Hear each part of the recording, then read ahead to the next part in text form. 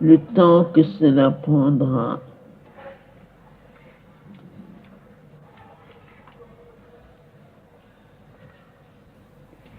est difficilement prévisible. Ça dépendra beaucoup de la bonne volonté et de la réceptivité d'un certain nombre, parce que l'individu avance toujours plus vite que la collectivité et que par sa nature même, l'humanité est destinée à manifester le supramental avant le reste de la création.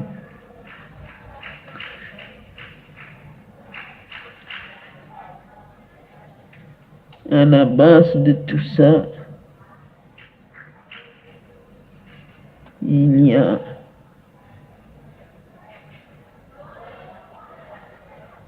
nécessairement la volonté de changer, de ne plus être ce que l'on est, que les choses ne soient plus ce qu'elles sont. Il y a plusieurs moyens pour arriver à cela.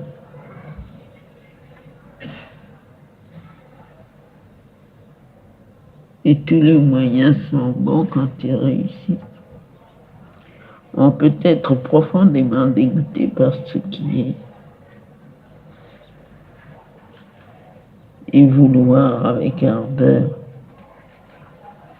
sortir de tout cela et atteindre quelque chose d'autre. On peut, et ceci est un moyen plus positif, on peut sentir au-dedans de soi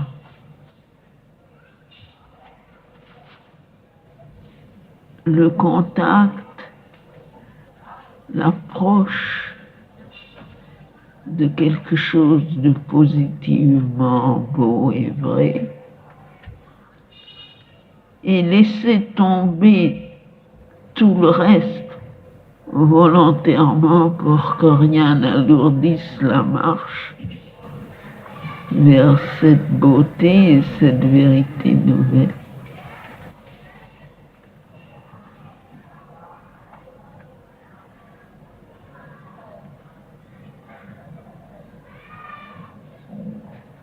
Ce qui est indispensable dans tous les cas, c'est l'ardente volonté de progrès.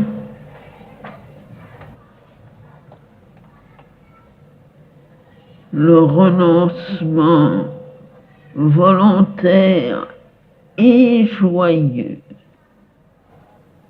de tout ce qui entrave la marche, rejeter loin de soi ce qui vous empêche d'avancer.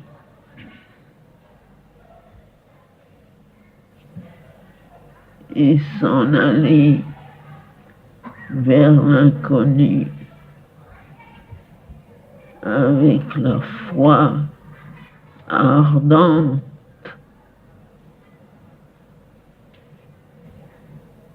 que c'est la vérité de demain, inéluctable, qui se produira nécessairement, que rien ni personne, aucune mauvaise volonté,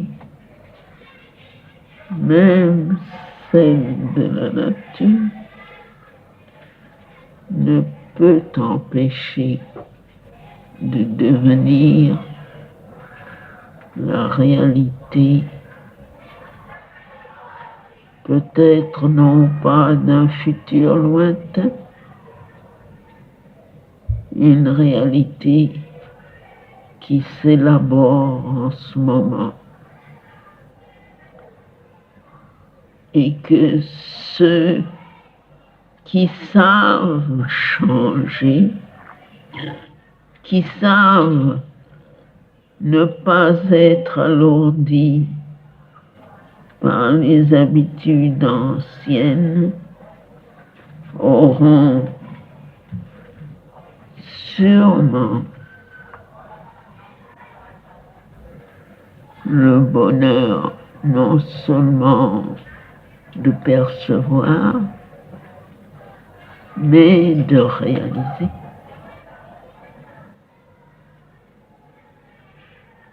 On s'endort, on oublie, on se laisse vivre. On oublie tout le temps. Mais si on pouvait se souvenir qu'on est à une heure exceptionnelle, à une époque unique,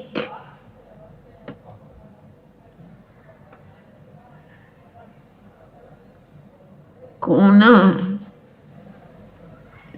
cet immense bonheur, ce privilège inestimable d'assister à la naissance d'un monde nouveau. On pourrait facilement se débarrasser de tout ce qui entrave et empêche d'avancer.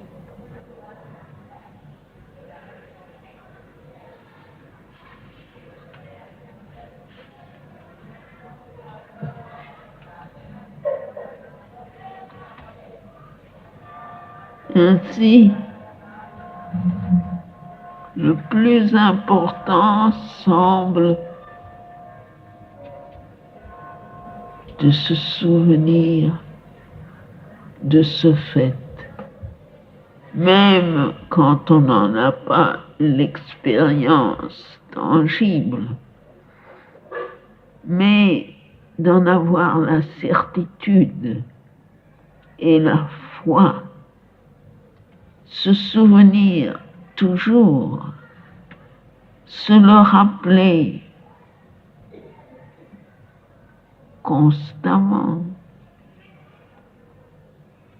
s'endormir avec cette idée, se réveiller avec cette perception.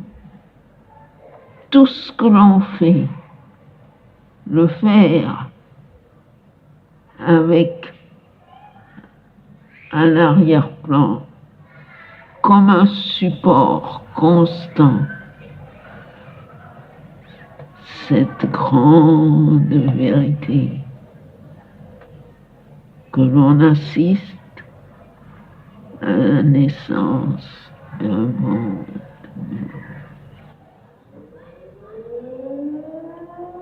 Nous pouvons y participer,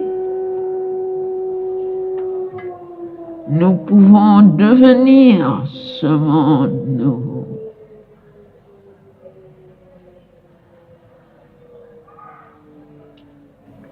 Et vraiment, quand on a une occasion si merveilleuse,